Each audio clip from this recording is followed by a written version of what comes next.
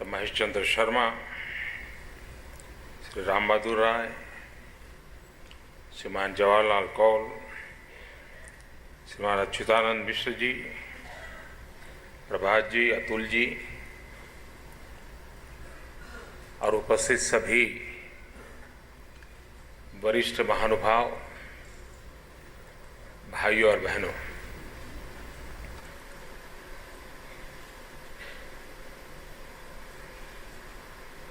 पूरा देश नवरात्रि का त्योहार शक्ति पर्व के रूप में मना रहा है। विचार अपने आप में एक बहुत बड़ी शक्ति होता है और उस विचार यात्रा का संपुट आज हमें प्रसाद के रूप में मिला है।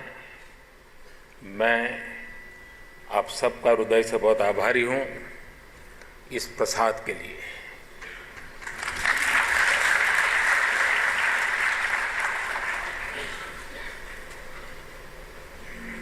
हम आने वाले दिनों में विजयादशमी मनाने वाले हैं। यह विजयादशमी देश के लिए बहुत खास है।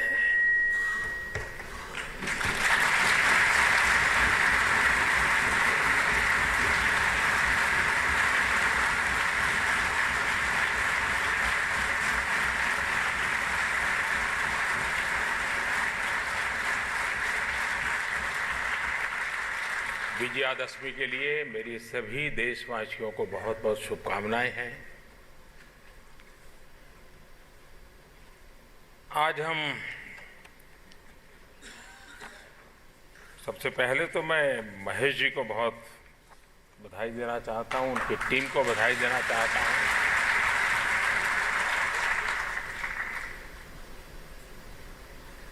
सामान्य रूप से सार्वजनिक जीवन में कोई व्यक्ति हो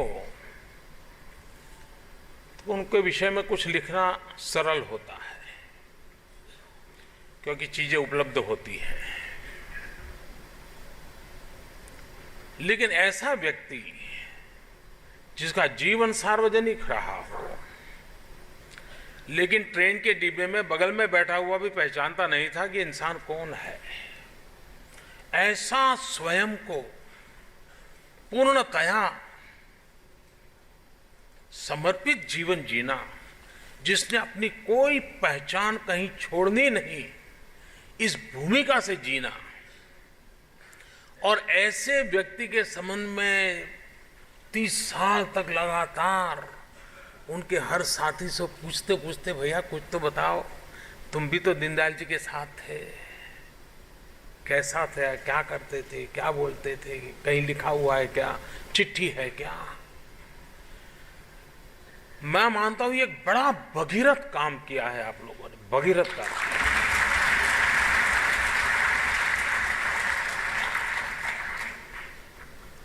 और इसलिए, और जब ये 15 खंड, और जीवन का कालखंड बड़ा नहीं था, वो छोटा था, 50 साल की आयु का, लेकिन इतने छोटे से कालखंड में हमें इतना बड़ा वैचारिक अधिष्ठान देकर के दीनदयाल जी गए। ये 15 ग्रंथ एक प्रकार से पंडित जी की जीवन यात्रा, पंडित जी की विचार यात्रा और पंडित जी की संकल्प यात्रा की त्रिवेणी है।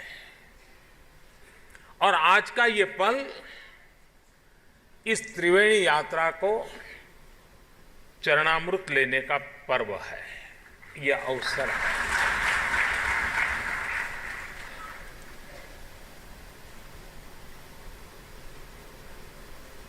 पंडित जी के जीवन में सादगी,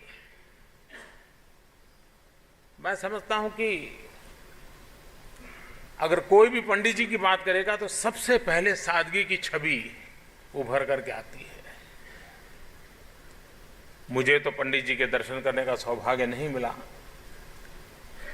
जब उनकी हत्या हुई तो अखबार के हेडलाइन पर थी, हम स्कूल में पढ़ते थे उस समय पहली बार ध्यान गया था इस महापुरुष की तरफ। लेकिन यहां बहुत लोग बैठे हैं जिनको पंडित जी को निकट से देखने का, सुनने का, बात करने का, साथ में काम करने का सौभाग्य मिला है। आप कल्पना कर सकता है कोई इतने कम समय में राजनीतिक जीवन में एक राजनीतिक विचार, एक राजनीतिक व्यवस्था, एक राजनीतिक दल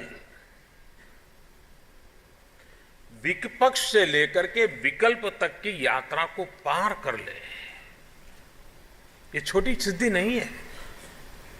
और ये विपक्ष से विकल्प तक की यात्रा संभव इसलिए बनी है कि पंडित जी ने जिस विचार बीज से फाउंडेशन तैयार किया था, जो नींव डाली थी, उसी का परिपाक है कि आज विपक्ष से यात्रा विकल्प तक हम विश्व के सामने प्रस्तुत कर पाए।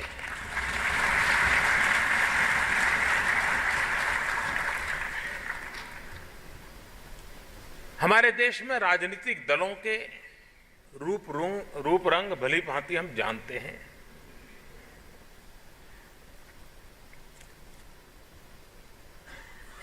लेकिन ये पंडित जी का बहुत बड़ा योगदान रहा है कि उन्होंने संगठन आधारित राजनीतिक दल का एक पर्याय देश में खड़ा किया। कुछ ही मुट्ठी भर लोगों के द्वारा चलने वाला दल नहीं, संगठन के आधार पर चलने वाला राजनीतिक दल। और भारत में भारतीय जनसंघ से लेकर के भारतीय जनता पार्टी तक संगठन आधारित राजनीतिक दल, ये उसकी अपनी अलग पहचान देता है। और उसका श्रेय उस समय के मनीषी जिन्होंने इस रचना को आगे बढ़ाया, उसमें प्रमुख भूमिका पंडित दीनदयाल उपाध्याय जी की रही। डॉक्टर श्यामा प्रसाद मुखर्जी को तो देश और दुनिया जानती थी, उनके व्यक्तित्व से परिचित थी। पंडित नेहरू की मंत्रिपरिषद में वो अपनी अहम भूमिका निभा रहे थे।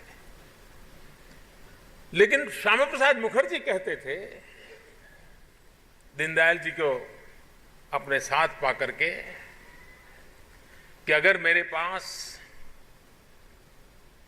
एक और दीनदयाल, दो दीनदयाल हो तो मैं हिंदुस्तान की राजनीति का चरित्र बदल सकता हूं।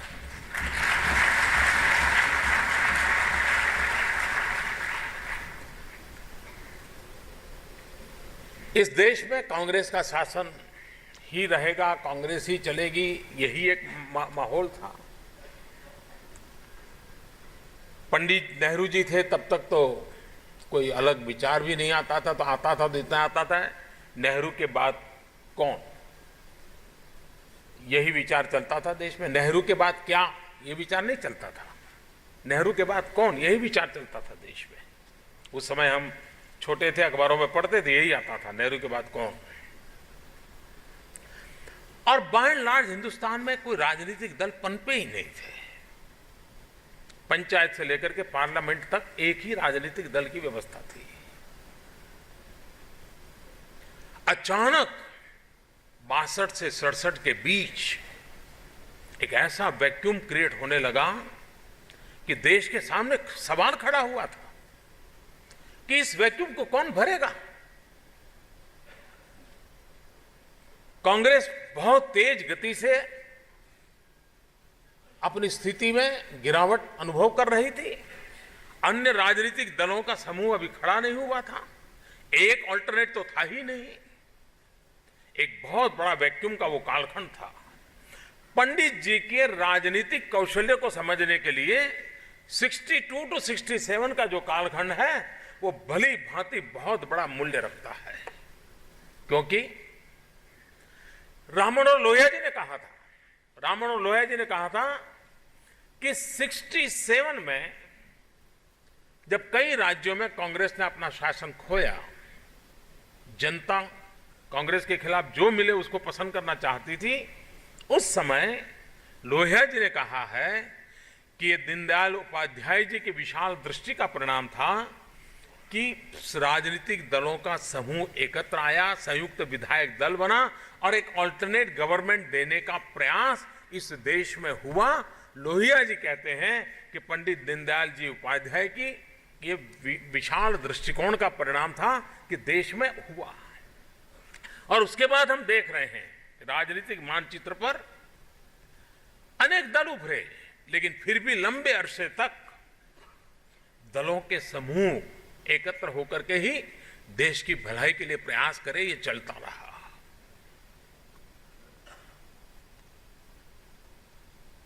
दीनदयाल जी की और एक विशेषता रही,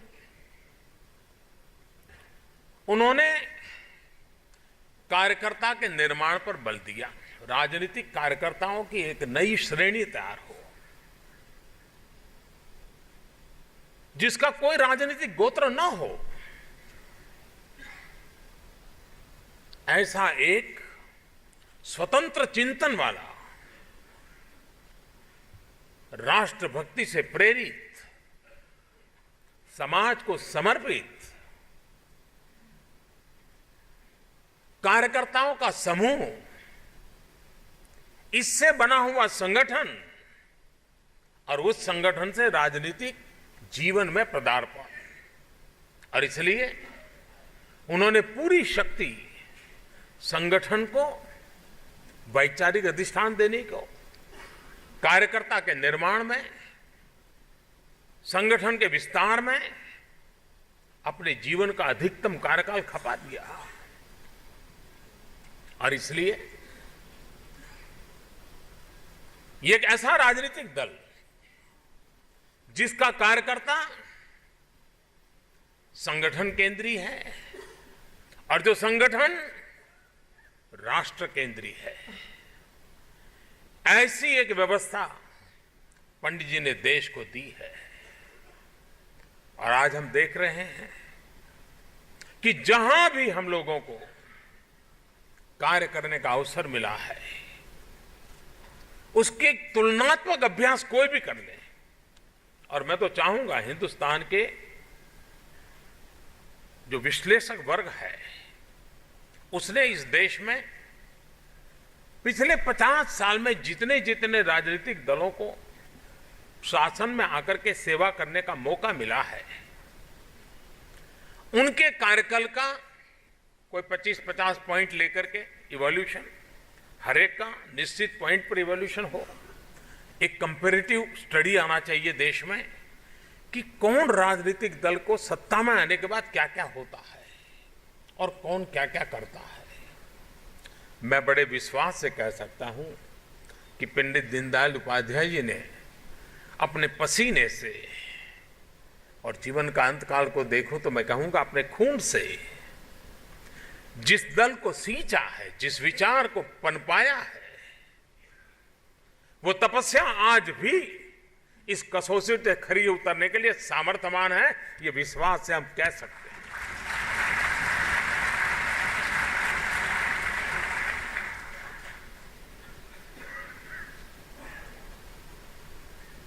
भारत इतना बड़ा विशाल देश है। कभी कभी जब परंपरा की बात करते हैं तो कुछ लोगों को बातें बहुत एक सीमित अर्थ में समझ में आती है, तब बड़ी गलती हो जाती है। पंडित जी का एक कोट मैं पढ़ना चाहता हूं, उससे समझ में आएगा कि किस प्रकार से हम लोगों के चिंतन की धारा रही है।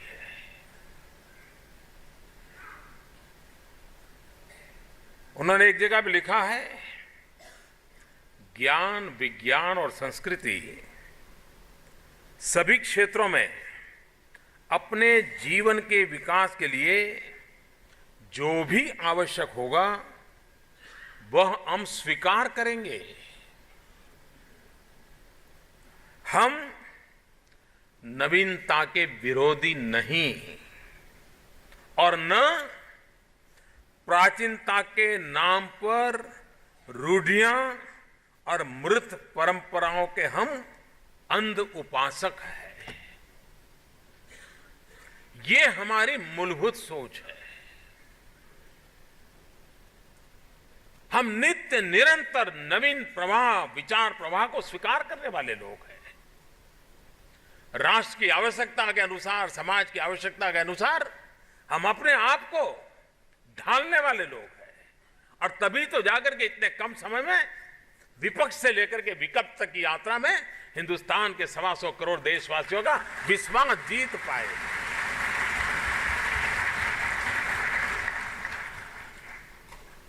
हमारे देश में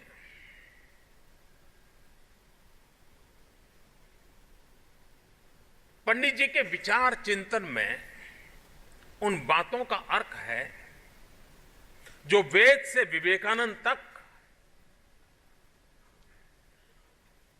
हम सुनते आए हैं, जो सुदर्शन चक्रधारी मोहन से लेकर के चरखाधारी मोहन तक सुनते आए हैं।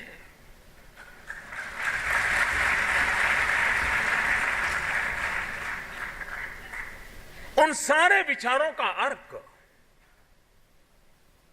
पंडित जी ने आधुनिक संदर्भ में प्रस्तुत कर करके नई व्यवस्थाएं क्या हो उसके लिए मार्गदर्शन किया है।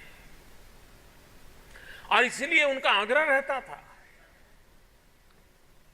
कि भारत की जड़ों से जुड़ी हुई राजनीति ही, भारत की जड़ों से जुड़ी हुई अर्थनीति ही, भारत की जड़ों से जुड़ी हुई समाज नीति ही भारत के भाग्य को बदलने का सर्वाधिक सामर्थ्य रखती हुई है।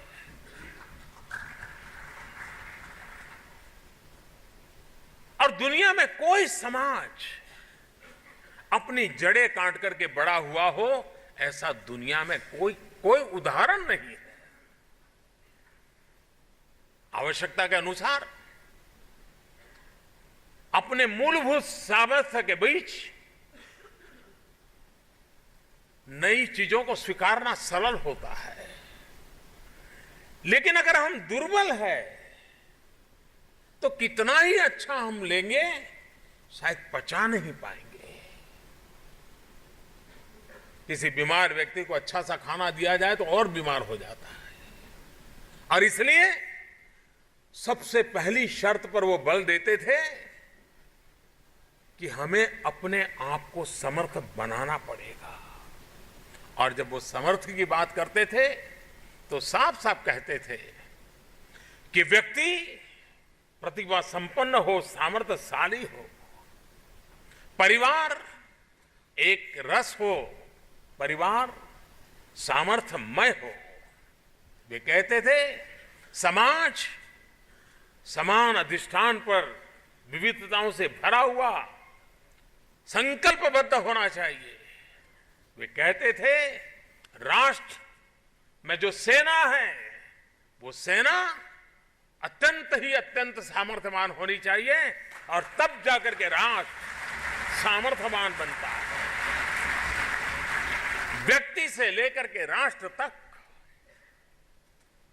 वे सामर्थ्यवान, बलशाली, और बलशाली का मतलब किसी के लिए नहीं, किसी के विपक्ष में नहीं है। हम अगर सुबह घंटा पर कोई एक्सरसाइज करता है तो पड़ोसी को डरने की जरूरत नहीं कि भाई वो मेरे लिए कर रहा है।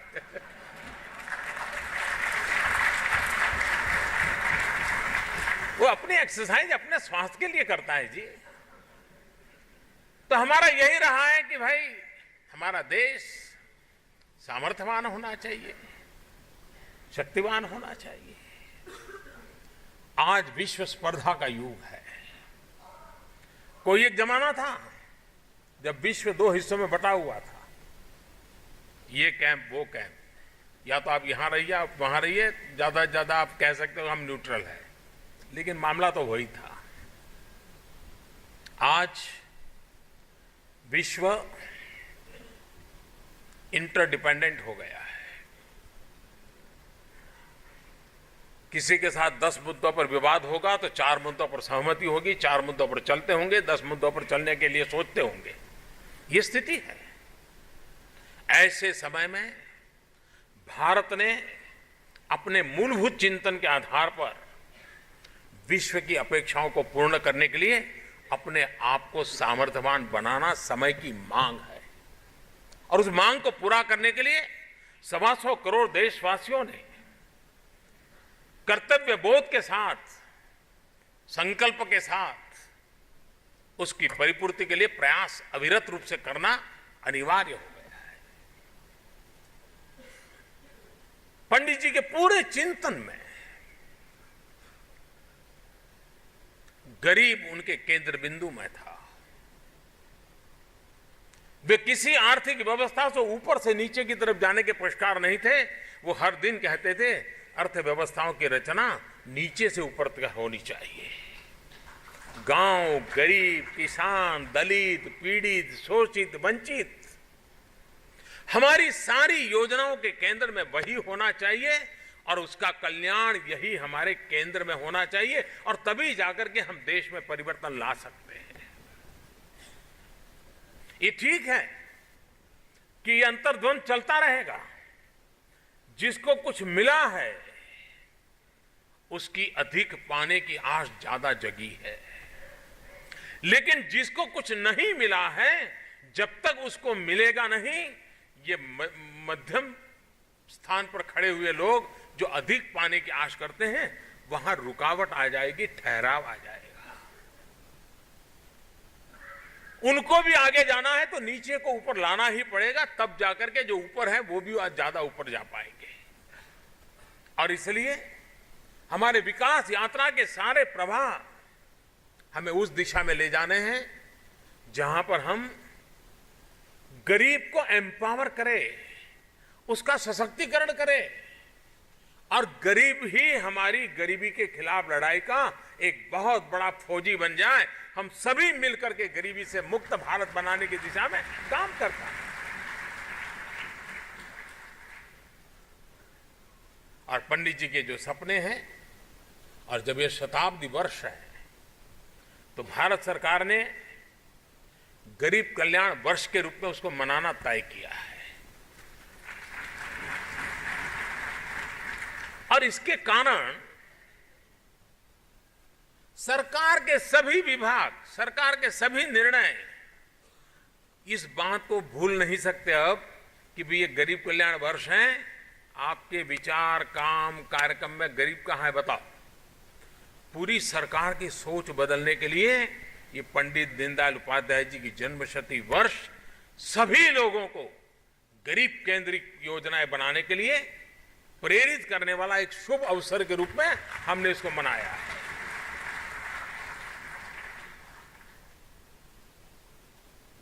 समाज में हर प्रकार का सामर्थ्य पैदा हो।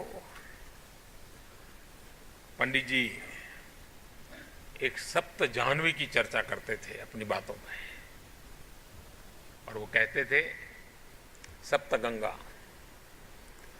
वो कहते थे भारत के वैभव के लिए 7 आदर्श की वो वकालत करते थे। उन 7 आदर्शों में वो कहते थे एक रसता, कर्मठता, समानता, संपन्नता, ज्ञान, सुख, शांति। इन सप्त धाराओं से हम भारत को वैभवी बना सकते हैं। कर्मठता हम छोड़ नहीं सकते। यह देश विविधताओं से भरा हुआ है और यही उसकी खूबसूरती है। हम भाग्यवान हैं कि 100 से ज्यादा भाषाएं हो, 1700 से ज्यादा बोलियां हो, दुनिया का हर संप्रदाय यहां मौजूद हो। इससे बड़ा गर्व क्या हो सकता है। इस देश की ये बहुत बड़ी अमानत है। और एक रस समाज, यही तो पंडित जी का सपना था, जहां मनमुटाव न हो, भेदभाव न हो, शोषण की कल्पना तक न हो। ऐसे समाज की कल्पना लेकर के ही हम सबको अपना राजनीतिक चिंतन, और वही राष्ट्रभक्ति है, उसको हमें आगे बढ़ाना होगा। कोई कल्पना कर सकता है मैं बहुत छोटा था, लेकिन मैंने सुना है गुजरात में उस समय शायद एक स्वतंत्र पक्ष बना था, और पक्ष का मतलब उन्होंने किया था प फॉर पटेल, क्ष फॉर क्षत्रिय, ऐसा करके। और बड़े बड़े राज परिवार के लोग उसका नेतृत्व करते थे। बसानी साहब जैसे बड़े नेता लोग थे। तो गुजरात में जनसंघ नाम की एक इकाई चलती थी, तो उनके साथ चुनाव समझौते के लिए मीटिंग होती थी। तो पहले तो मीटिंग है ना, कोई पहचानते नहीं थे जनसंघ के कार्यकर्ताओं के, तो कभी नाम अखबार में नहीं आया, दीवार कभी फोटो न छपी हो, तो उनको कौन पहचानेगा। लेकिन वो मीटिंग में जाते थे। तो उस समय गुजरात में एक भाई काका करके स्वतंत्र पार्टी के नेता थे। तो जनसंघ के लोगों ने कहा कि हम चुनाव में आपके साथ देने के लिए तैयार हैं, हमें इतनी सीटें दो, हम लड़ेंगे आपके साथ। तो हंस पड़े। उन्होंने जनसंघ के नेताओं के सामने कहा, क्या दीवारों पर दीपक पेंट करने से चुनाव जीत जाओगे क्या? ऐसा मजाक उड़ाया था।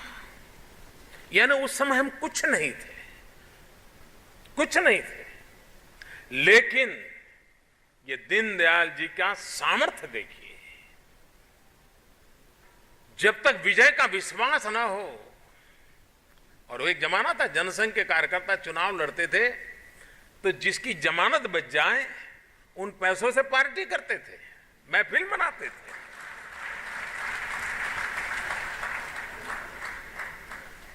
ये विचार के प्रति प्रतिबद्धता के बिना संभव नहीं है। पराजय में भी एकाध की अगर जमानत बच जाए तो उन पैसों से सब मिलकर के महफिल मनाएं, अपने विचार के प्रति कितनी अद्भुत श्रद्धा होगी, तब ये मिजाज बनता है। और इसका मूल कारण था, पंडित जी कहते थे, उन्होंने बहुत अच्छा वाक्य कहा था, विजय का विश्वास है, तपस्या का निश्चय लेकर के चले। आज भी पंडित जी के वो शब्द हमारे लिए उतना ही मायना रखते हैं। विजय का विश्वास है, लेकिन तपस्या में कमी नहीं आनी चाहिए। पंडित जी ने कहा था, चरैवेति चरैवेति चरैवेति, चलते रहो चलते रहो चलते रहो। ये जो पंडित जी ने हमें सिखाया है, वो आज भी उतना ही सार्थक है। उसे लेकर के हमें चलना है। मैं फिर एक बार पंडित जी के श्री चरणों में प्रणाम करते हुए इस महान विचार यात्रा को आगे बढ़ाने के संकल्प के साथ हम सब परिश्रम की पराकाष्ठा करें। मां भारती की सेवा करने का हमें जहां भी जो भी अवसर मिले, हमारा अपना खुद का सब कुछ इस मां भारती के गरीब से गरीब के कल्याण के लिए खपा दे। इसी एक द्वारा इस शताब्दी के पर्व को हम मनाएं। मेरी आप सबको बहुत बहुत शुभकामनाएं। आपके बीच आने का अवसर मिला, मैं आपका बहुत बहुत आभारी हूं। धन्यवाद।